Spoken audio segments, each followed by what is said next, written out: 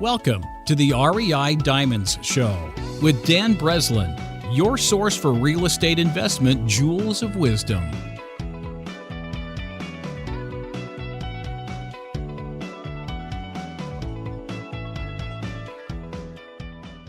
Welcome to the REI Diamond Show. I'm your host, Dan Breslin, and this is episode 151 with Agostino Pintus on going from corporate America to owning $42 million in multifamily complexes.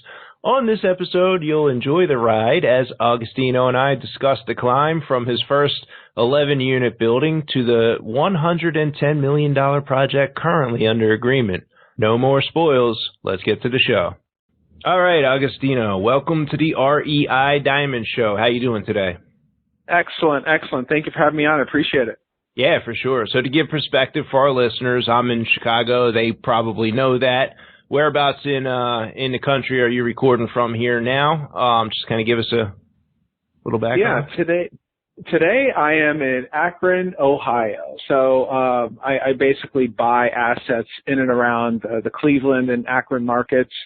And, I'm a real big believer in staying close to the assets. That's why I moved out here. I made a commitment many years ago to come out here just to build the multifamily business, build our portfolio out here. So that's what we've been doing ever since. Nice. Yeah. And for listeners of my show, the REI Diamond Show, who haven't already heard you hosting your show, The Bulletproof Cash Flow, would you mind giving a background, kind of like what you did before real estate, how you got into real estate, and then maybe the quick evolution to where you got to today with the multifamily space that you're in? Yeah, absolutely. So my background is primarily corporate America. I was a C-level CIO. I used to run corporate technology. I don't know, 15, 16 years ago, I was at this company, and I had a friend of mine, and he was actually one of my coworkers. He says, "You got to get into real estate." And on a whim, I just said, "Sure, okay, why not?" And our company had just gone public, had a bunch of extra cash lying around, so I figured, you know what, I'm going to get into the single family thing. I'm going to start buying single families like my friend over here. So I started doing that. Started buying these single family homes, some small multifamily like duplexes, and like whatever I can get from the bank. Because at the time I was going to like regular old lenders because my so-called mentor, who was a mortgage or a broker, a real estate broker, would just say, "This is how you do the deal." So I had no idea about some of the other aspects. I kind of learned it as I went. But the whole premise behind me getting into the whole real estate game was based around fear, right? I was always afraid. I was always afraid of getting fired. I was always afraid of what if I don't have enough money? Even though I was a CIO making very good money at the time, I was always afraid of losing my job, right? And I think that fear was ingrained. Mainly, maybe it's from family, maybe it was from history too, because at that time, I really never held down a job for longer than a couple of years because I've been an entrepreneur my entire life. But everything was going fine. I was making money at this company. I was buying my real estate. I had many houses and duplexes, and then eventually the axe comes down, right? The president of the company walks in, says, we're going to can you. You stole my stock. Set me going. That's it. And, wow. Yeah, man, but we're all vulnerable like that. That's the thing. Every single person that's in a position like that is vulnerable, right? Because you're basically turning over your time. You're selling your time, the most precious thing that every single person on this planet has is their time. And you're selling it to a person who's given you just enough money to keep you from quitting. It's just enough, right? So it's kind of funny when you think about it like that. And that's what happened, but that whole thing kicked off my 10 dark years. I ended up going from job to job to job, ended up some really bad situations. I mean, at one point I was so broke I didn't have enough money to pay the electric bill. I mean, it was terrible where I ended up, right? And it took basically rebooting my entire life to get back to the proper state I needed to be in to really become prosperous again. So it was quite a long journey long journey to get to where I'm at today. Yeah, I've talked about it on the show, but I went through not similar in all the characteristics. I think you were blessed, lucky, hustled, got to the C-suite area. I sold cars and then got into the real estate business and was doing a bunch of single family flips. And when the market changed, and so did my mentality and so did my habits, I found myself in 2009, 2010, 2011. I was at rock bottom, struggling to, keep food in the fridge and pay the electric bill myself. And I don't know that I've called it my 10 dark years, but there were certainly a few dark years in there where I was kind of grasping around, trying to put things back together and kind of rebuilding the business. And it felt like everyone around in the country seemed to be doing that. And I think a lot of us have gone through times like that. And it's a good thing when you bounce back from it. And I would probably venture to say that good habits, the right knowledge, surrounding myself with different people was kind of how I pulled myself up out of there, and it felt like when an airplane's taking off and it's like, man, this is like a heavy, look at all these people, look at the weight of this airplane. And it's like, it's picking up speed. And then like, man, it just quiets down and gets a little more calm once you put a little distance between you and the earth again. And I think I feel like that happened for me starting in like 2013, 14, 15. And I've just been blessed, especially over the last 3 or 4 years since I moved from Philly to Chicago, to see the growth that we've had in my own company. Would you mind touching on, kind of your lift-off moments there, mindset shifts, etc., that happened as you got out of that dark decade, Agostino? Yeah, absolutely. So yeah, after I left that company and I started floating around, going from company to company, sending out resumes, like basically begging for a job.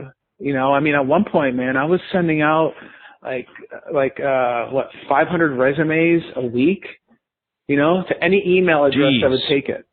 Like anybody. That's how desperate I was. I was desperate, right? Just to find something. And it's kind of like I reverted back to that fearful mentality, right? The fear mentality. And it's the fear mentality that rules many, many minds out there right now. And that's what I was doing. I was doing that for years. So it's like I'd go consult at some place and then leave, then go to another one and end up, it was a bad situation. I'd leave that one and then goes to another place and it's the same thing, like spinning the wheel, right? Keep doing it over and over again.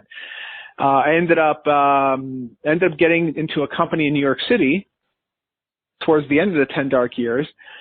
And went to go work for a group up there. It was a very large company, and it right on Madison Avenue, nice building, good people, that kind of thing. And I ended up meeting a president of a company out there that he was actually running a business in Indianapolis, but he lived in New York. So met him out there, and he says, I'm looking for a chief information officer for this business in Indianapolis. So I went. And I don't know what happened in Indianapolis, but I decided to change my habits, and I'm not sure what brought that on, but maybe it's because I started boxing, I started doing all that in New York, about a short time before I left, but that kicked off the whole personal development thing, and I think that's probably the first shift right there. Tony Robbins, Jim Rohn, all the greats, right? Listening to that and really getting myself into a positive mindset. But it wasn't until I heard about the book on the shortness of life by Seneca, that is what really kicked off the resurgence, if you will, right? The resurgence. And that's what really started me moving forward to continuing the self-improvement. Unfortunately, it didn't happen overnight, right? Yeah, right. Because now I wish it did. Nothing like this ever happens overnight. That's another key thing, right? It's like once you start filling your head with the positive stuff, it takes more time to fix it and then apply it. So because keep in mind, I was still now as a CIO at another company, but I was in a better place, in terms of, now I'm sticking to the self-improvement thing. I'm self-educating. I am doing things to improve my mind, improve my body. and reading, like at the time I was probably doing, I was listening to a book, at least, 3 books a month or something like that. I was trying to put new information in my mind, right? And but once I was there for a couple of years, at the end of those 2 years, that the guy that hired me, that president, ended up leaving. And then new guy comes in. So if you know corporate America, what happens, new guy comes in, he wants to bring in his own people. He hands me the box. And I'm like, so here I am again, back unemployed, right? And I'm like, so I'm in my 40s at this point, and I'm like, how many more times am I going to do this? How many more times am I going to play this game? How many more times, right? So I knew it was coming. I already had all my stuff packed. I basically, I left, and so I decided, you know what, I'm selling everything. I don't know what I'm going to do. I've been thinking about getting back into real estate, but I didn't know what exactly I was going to do in real estate. I didn't know about syndication at the time. I didn't know anything about building portfolios aside from single family. It's all I knew. And so I go to Michigan. I had the property out there, got rid of that, went up to Virginia, started selling everything I had out there, had some small multifamilies, some single family stuff, whatever. But then I'm looking at this building. I just happened to be on the phone with a friend of mine who's a real estate attorney, and like a big shot real estate attorney. And I asked him, I said, who owns those properties? He goes, well, what do you mean? I go, this building was a C-class property. I don't know, maybe 50 units or something like that, a building, like a small multi-floor building. And I said, like, who owns that? He says, what do you mean? People own it. They syndicate it. And that's when the light went off. I'm like, oh my God, that's what I need to be doing. I need to be syndicating deals. I knew nothing about it. There were no podcasts. There was nothing like the information that we give out on our show and your show. I'm sure you're giving out information to people. There was no such thing back then, right? So I kind of had to stumble along and figure it out on my own. I had to relearn the whole real estate business. And I mean, I committed 100% to the business, so I picked up everything from Carlton Sheets to Grant Cardone. I was reading everything. I was listening to books. I was listening like back to back to back, because at that point I knew that this is it for me. I am not putting myself into another situation where I'm vulnerable the way I've been my entire life. My entire life, I'd given over my time to a bunch of people that don't care about me or my family, and I committed. That was the shift right there, and because I'd filled up my head with all this positive stuff, I knew I could do it. And I told my then girlfriend, who's now my wife, I told her at the time, I'm like, so whatever I end up doing next is going to be a short-term consulting gig. I'm not doing this again. I will not do this. I'm burning the bridges. So once I understood how this whole syndication thing works, I discovered that Cleveland, Ohio was the place to buy assets. So I loaded up the truck, sold everything. I had whatever I had left, and I moved to Ohio, right? And that's exactly what I did. I committed, right? And now, over the past, I'd say about 30 months now, we're in for about $42 million of deal, GP, about $42 million of deal flow. Got another $110 million deal under contract right now. It's an iconic property that I'll have to tell you about it on your next show, because that's going to be a huge monster deal, man. That's going to be a monster deal, beautiful deal, trophy property. It's going to be great for investors too. So it's just a sweet deal. And, but it took the mindset. It took shifting everything I was doing before. I'm doing things today that I'd never done before.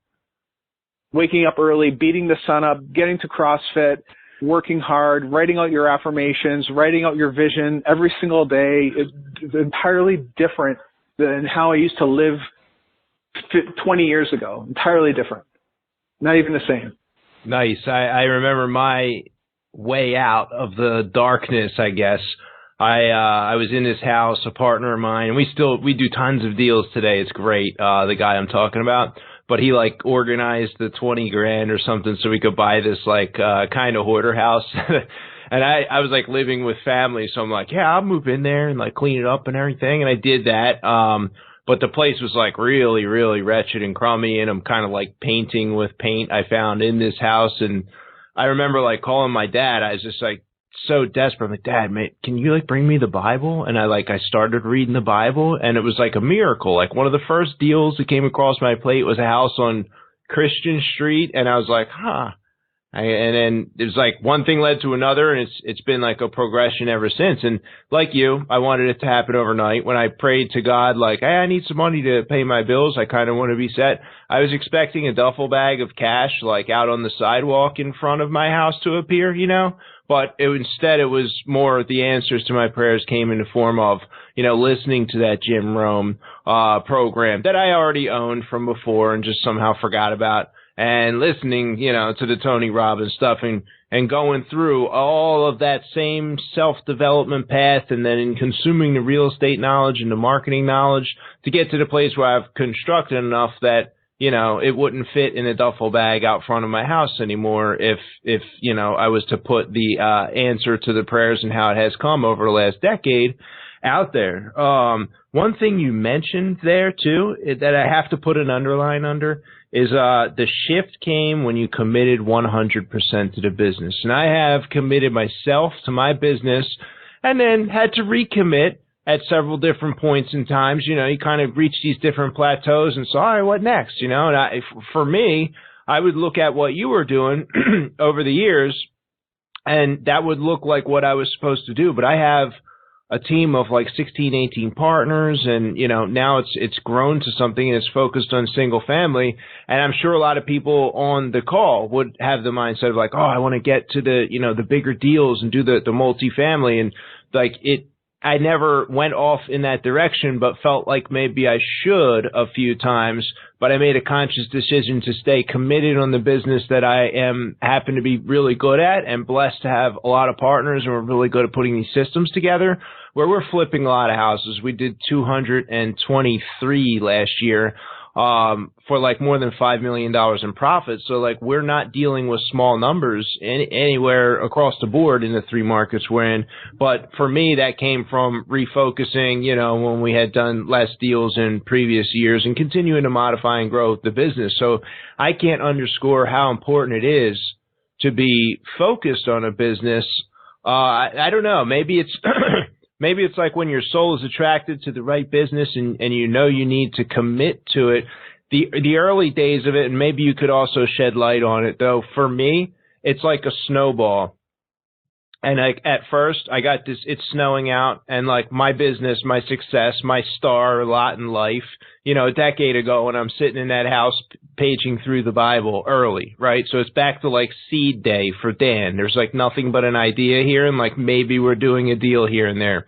But I'm rolling that snowball around for that first year, and it's still really small. It's not even the base of a snowball it's not even the base of a snowman. I'm having to push it around, and that pushing around of the snowball, for me, that's like the knowledge gain. That's hopping on the phone calls. That's going to the networking events. That's now listening to podcasts, which like you, they were not around back then for me. And I'm pushing that thing around. Well, by year 3 or year 4, it's starting to get to be like, some people around me in my life are noticing, oh, okay, this is cool. It's like people seeing what we're doing, and it's starting to become substantial. Now the snowball's reached a point where like this team's involved, the business is involved, and you gain the momentum that happens after, for me, it's 14 years in the business, but there's a certain momentum where it's like everywhere we go, our company is noticed. Like the representatives and partners of mine on the ground, and it comes like we're noticed. We're kind of like, we're kind of big company in our space here.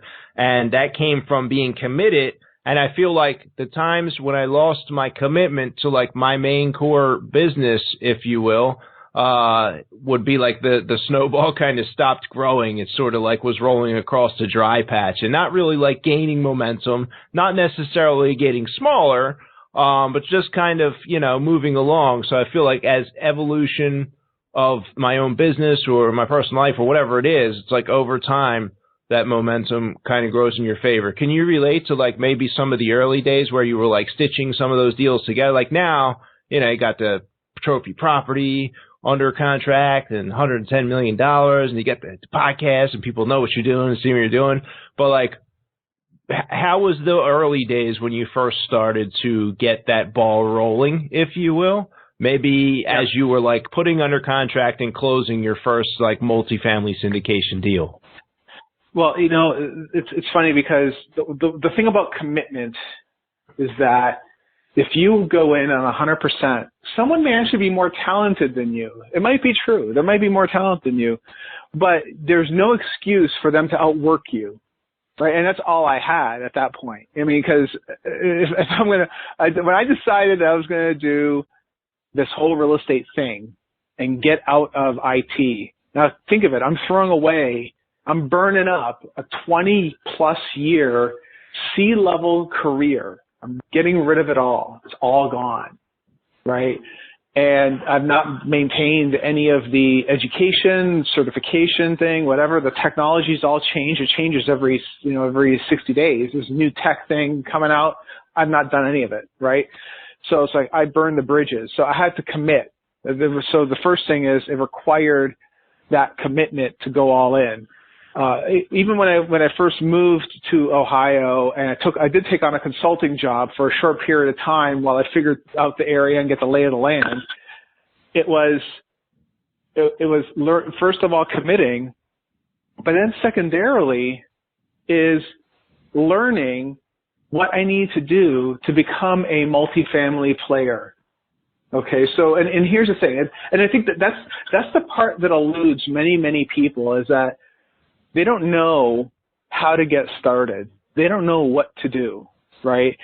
I find that many people, they're afraid to get coaching, and I don't know why. It's like it took years to basically lay out what I'm about to lay out right now. It took me years to figure it out, and books may cover it, but without the experience, it's still going to cost you the same time. And when you get a coach, they help you so much. I didn't know anybody that can do it at the time, right? But I'll tell you, it's quite easy. You have to be able, first off, you have to understand what it is. You have to understand the language of real estate. It's like going into a country and not speaking a language, and you want to order food, but you can't speak the language. It's kind of the same thing. Understanding the language of real estate. What's an IRR? What's a cash on cash? How do you speak to investors? Then you have to learn the art of sales. How do you sell? How do you sell yourself? How do you sell yourself to a seller that you can actually close the deal? Learn that skill. Then, what's most important here is the ability to deliver value. This is the part that many people just can't do, right? Because you almost have to become selfless in a way, that you're just going to give everything you can to a potential partner, in the hopes that maybe they reciprocate back to you, right? And that's probably the hardest thing that many people can't figure out, is that if you give a deal, if you find a really good deal, and I don't mean a crappy deal off of LoopNet, I'm talking a really good, like say you find an off-market deal and you call up someone that can get the deal done, and they say, hey, Agostino, listen, man, I got this 120-unit deal. My uncle owns it. He said he might want to sell it. Oh, tell me about it. Oh, well, right now the occupancy is a little low, but the rents are low too, and there might be some upside. And here are the numbers. I already ran the numbers for you. Here, let me send you the sheet. Oh, wow, this is really cool. Okay. But he goes, yeah, well, and my other uncle, he's an inspector. I can have him inspect it for you if you want. I mean, be helpful, be engaging, right? But you understand. In that example, right, just a very short example, that person calls me and says, hey, I have a deal. I have an inside track on something, and here's what I think we can do with it, and here's what I think the upside is. It's delivered on a silver platter. And that requires work to put all that stuff together. I mean, that's just an example of a phone call, so to speak, but you get my drift. You have to really understand how to put that stuff together. And many people don't. And it takes a lot of work to do it. It takes a lot of work. I promise you, you will never find it sitting in front of the couch watching Game of Thrones. That'll never happen. Yeah, you're right about that. You're definitely right about that. So you mentioned picking up and moving to Cleveland. I guess that's where you did that first deal. Why did you spot Cleveland as being the place to buy? And maybe you could touch on that first deal. Yeah, absolutely. So at the time, multifamily was was still very, very busy, but I just had an early inkling about that, right? Not as much as I know today, obviously, because now I have a wider network of friends that are in the business, and we interact on a regular basis. So I get to hear about the different markets and what's going on in these different markets, right?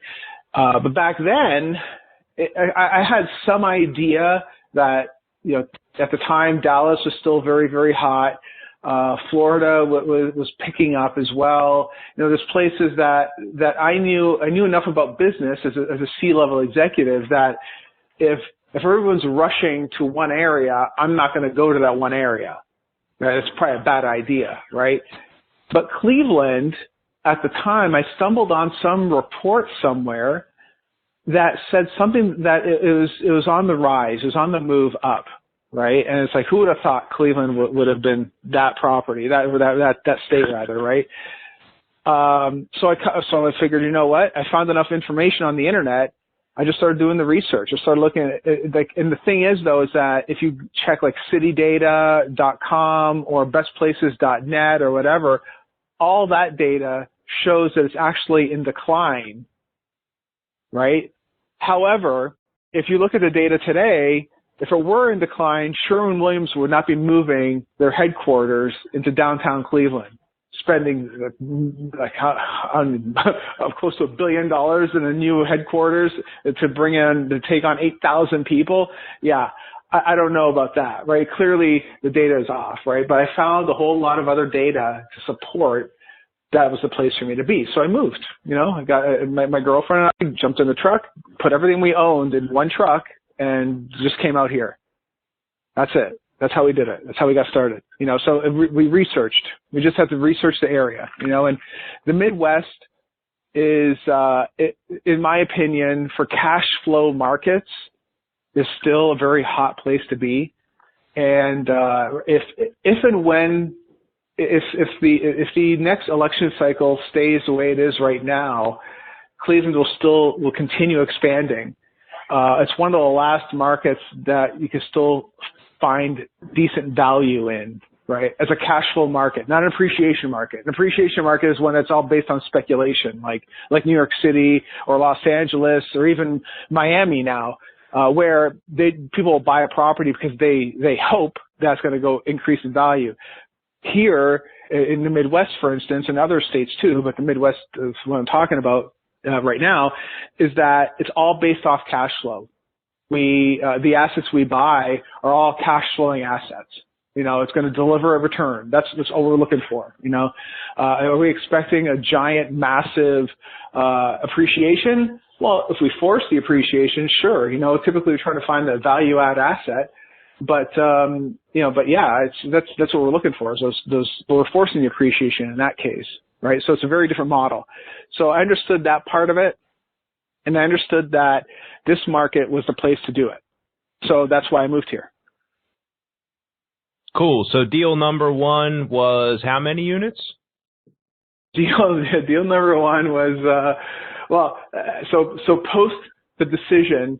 Deal number one was a little 11-unit property. An 11-unit property that I stole from, I stole this deal. I stole it. I paid $11,000 a door, and the average rent was $550 a month. Nice. Crazy. Yeah, it's a nice deal.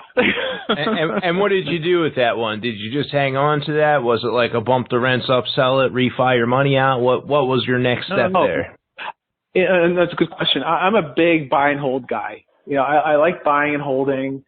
I want to keep a hold of everything I own, right? However, that one I'll probably keep for a very long time. But right now we're buying much larger assets, greater than 100 units is what we're targeting at this point. And unless it's a good, like if there's an 80-unit property that does very, very well and it's near one of my other assets, then yeah, we'll take it down. But if it's like 20 units, 30 units, we stay away from all that kind of stuff. At this point, right? They're much more tougher to manage. We use third-party management, and it can be a challenge for them to manage those smaller deals. So that's why right now we're targeting larger deals. That way we can employ the right people out there to keep an eye on things, you know. So it sounds like you're kind of keeping these units within driving distance so you can physically go by there. Do you happen to use the same third-party manager for all of your deals, or do you use separate managers for separate deals? And how did you go about selecting them? And also, will you be using them on that next trophy property once you close on that? No, it's a good question. So the property management is absolutely 100% key to the business, right? And it's like any business decision that you're going to make in this business, is that the property manager is your partner, and they have one of the biggest responsibilities in your deal, right? They have to run it. It's easy buying the deal. It's simple buying the deal compared to running it profitably for 10 years straight. That's hard. That's hard work. So whoever it is that you pick to do that had better be good at what they do. So how do you figure that out? Well, the property manager that we interviewed a bunch of them, and I found that these guys that we use today, they've been in this market for 30 years. Okay. At the time, I think they managed, I don't know, I think was it 4,000 units or something like that, and something along those lines, probably even a little bit less than that. So they've been in the market for a while. They're not managing a ton of units, right?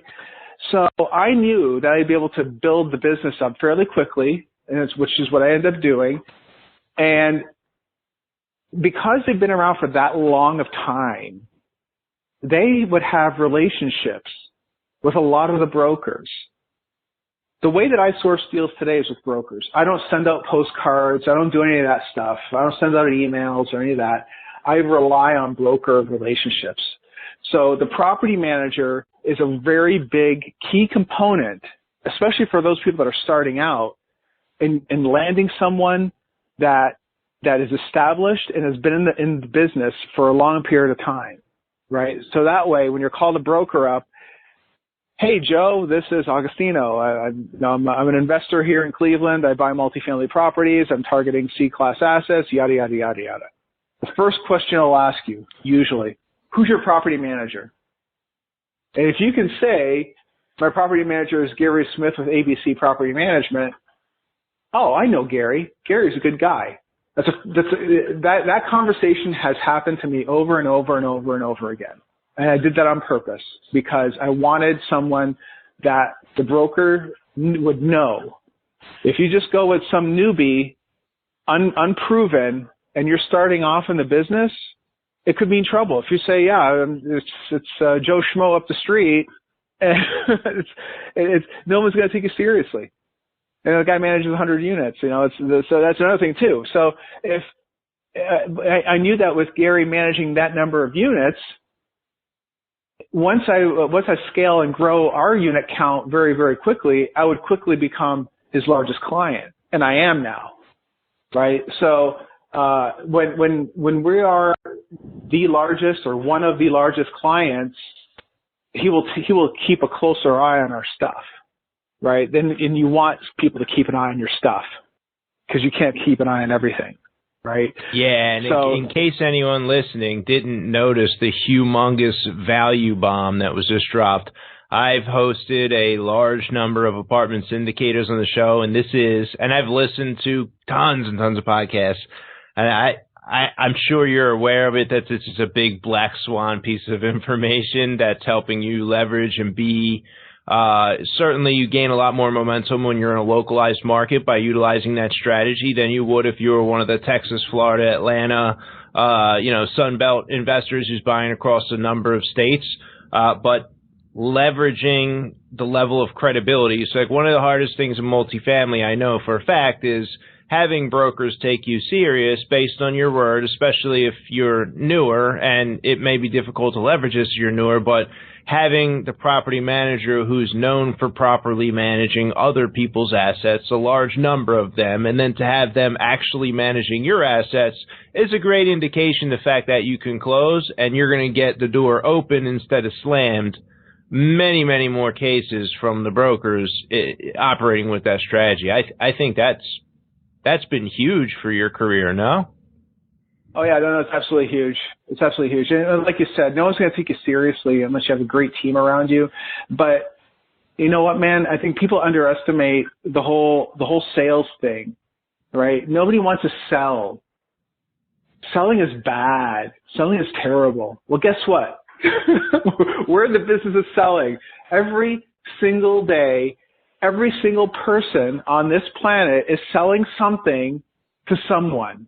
Whether you're selling yourself to your wife, why she should still be married to you, or whether you are trying to land a deal, you're always trying to sell something. And it's important to hone those skills, not just like the ability to just talk about a deal, whatever. That's fine. That's good that you understand the technical knowledge. But how do you sell? What is the art of selling? Do you follow a process of introduction, building the value, demonstrating that value, and then leading them to a close? Like the actual sales process, right? It's all sales, all of it. All of it is sales. And there's a big emphasis, there should be a big emphasis anyway, even as a newbie. If a newbie can learn how to sell and sound confident when they're speaking to somebody, that they can actually get a deal done, they're gonna win. They're gonna win, especially if they build a good, strong team around them, a good, strong lender, property manager, brokers around them, inspectors, all these sorts of people that you're gonna need. You build that team around you and you speak confidently, and you know what you're going to say and what you're going to talk about. It's huge, huge. That's how you win. That is the key right there. That's how you do it. And unfortunately, though, like I said, some people just don't know how to do that kind of stuff, and they're afraid to spend the money to learn how to do that. And it shouldn't be. It's an investment in yourself. It's an investment in yourself. Yeah, you got a point there, Agostino, and I would say, like, as a capstone to that piece too, and a transition to our next segment here, one of the most under-recommended, under-mentioned, I think under-attended, meaning people just don't pay attention to it, is the importance when they are learning the real estate business or trying to become more successful in the real estate business. And I don't care whether it's buying single-family houses, flipping them, being a landlord, or buying 100, 200, 300-unit apartment complexes, but that focus on sales. And it's ironic, there's not very many book recommendations, as I ask my guests, that come up that are actually focused around that. And so, like, I'll include mine to get us on a roll here. I would say anything by Dan Kennedy is life-changing. For anybody that wants to add in the marketing/sales ingredient into the knowledge bank that helps you to become more successful, they're well worth reading, the mindset. And that would be like mine. And then I have from your angle, I'm hoping you could give us one or two more in addition to the Seneca book on the shortness of life that kind of triggered a change. What would be like the next one or two books that you would say were like most impactful in your development of the mindset that had led you to where you're at today? Wow. I would have to say Think and Grow Rich was another one. I know it's a classic, but Think and Grow Rich was an absolute game changer too. It really was. But you know what though? I think the whole on the shortness of life though, that book is not to be underestimated because there's so many messages in that book. The main problem is that for many people, we don't like thinking about our finite time on this planet. And you know what? Hey, here's a newsflash. We're all going to die. Newsflash. Everyone's dying. Every single minute that passes we're getting closer to death. Sounds morbid, right? But that's Stoicism tells you to realize that. But it also tells you that you must live to your full potential. You have to. You must live to your potential. And you have to think about it. Where you're living at right now, where you're at in this point of your life, is this the best you can do? Is this the best you got? And if it is, then great. That's super. Awesome. If it isn't, then you got to do something about it. You have to. And that book really highlights that very message. And that's why as soon as I read it, it shifted everything. I mean, Think and Grow Rich and I've also read books I'm actually reading one right now by Freud and Nietzsche and all that. It's all good stuff. But the fundamental platform where everything starts is fixing that mindset. Is in my case, I'm trying to build $1 billion of assets. That's what I'm doing. I'm not even trying. I will do it. It will happen.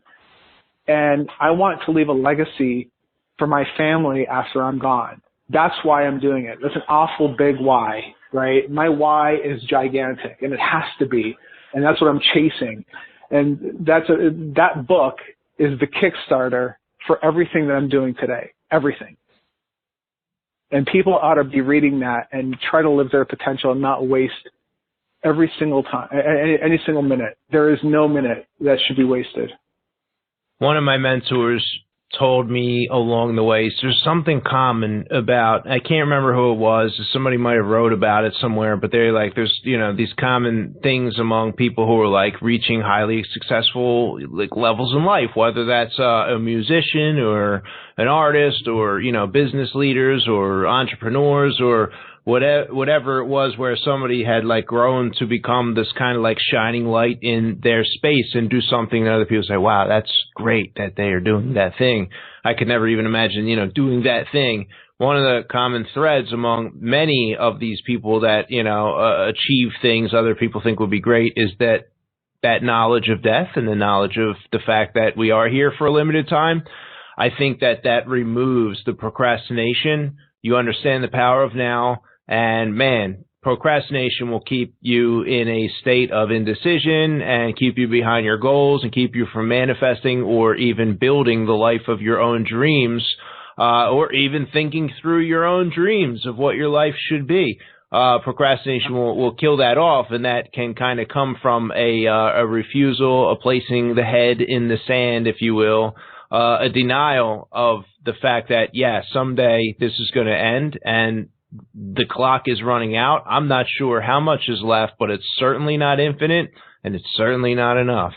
Let's switch gears here as we're wrapping up. If you could go back, Agostino, to, just getting into Cleveland, right? So just a few years ago, and you could share the crown jewel of wisdom with yourself then, as you were just getting ready to embark on the multifamily career that you're in now, what would that be?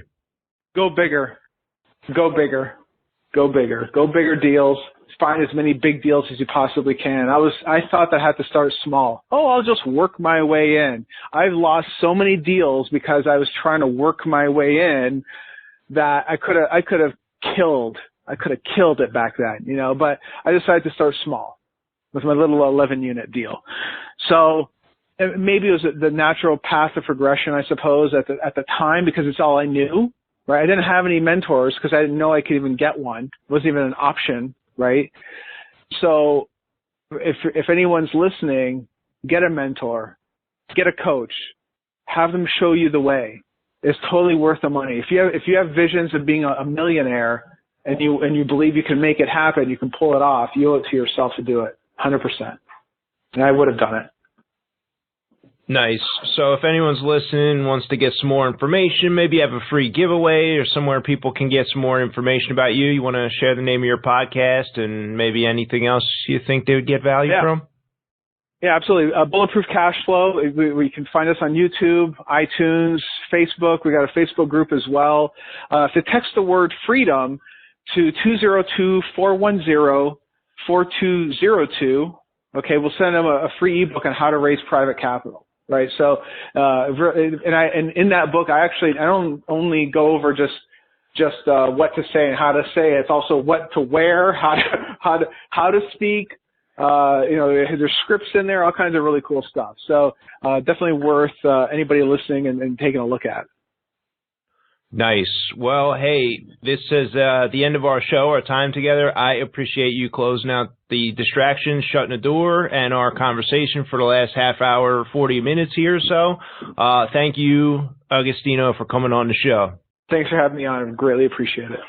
And thank you for tuning in to this episode of the REI Diamond Show. Next up, we have the debt-free author, Dr. Jeff Anzalone, joining us on the show to discuss his experience as a professional passive investor in other people's real estate deals, as well as his path to success as a doctor and his methodology for getting himself out from under $300,000 in student loans.